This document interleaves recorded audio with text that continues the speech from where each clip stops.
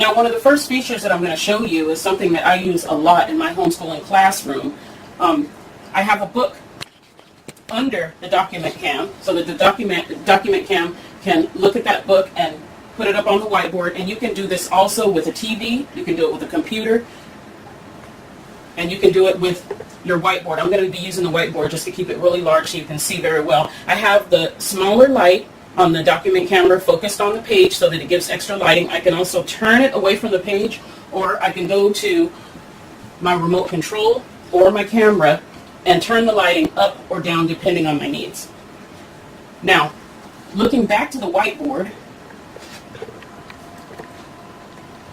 the picture is really large, it's pretty clear, and every time you move whatever it is that you have under the camera, you're going to need to press your autofocus button so that it gives you a nice sharp image.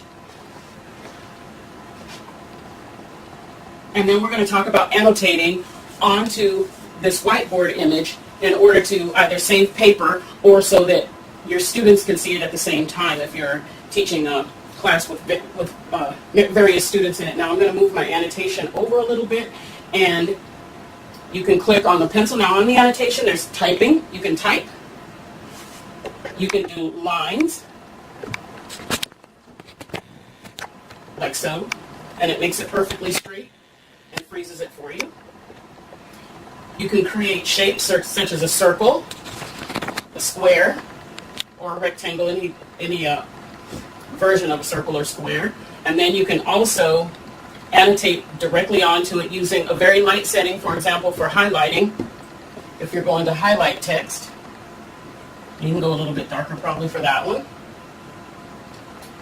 And then also you can use it really dark, and I do this sometimes, and you can cover up text. There's various colors that you can use. I typically just use one color to keep the distraction down.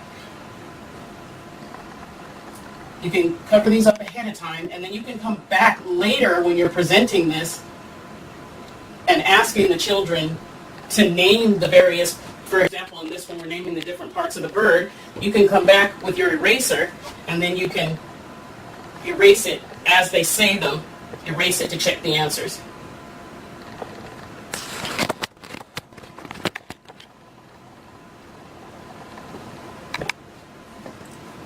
And then also you can utilize the garbage can to get rid of whatever you've highlighted or put on the screen.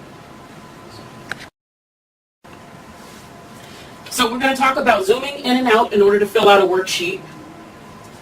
You go to your zoom button here, or you can use the zoom on your remote control or the camera itself. Usually for me it's easier to do it right at the whiteboard, but either way works. And you use your little scroll bar to go up and down to zoom in and out. And then again, once you are at the place where you want your page, you're going to autofocus again using either this button or the autofocus on your remote control. And then again, filling in the worksheet on the page so that you can save it or so that all the children can see it. So for example, if I were going to fill out, let's go to letter C, which is going to be the crown of this bird. And the first thing I want to do is check the darkness of my ink that I'm putting on the board, then the color that I want to put on the board, and last, and most certainly not least, I want to make sure the line width. Because if I'm highlighting, I want a thicker line. If I'm going to write, I'm going to want a thinner line. So here I've changed my line width to 4. I'm going to put the letter C where the crown goes.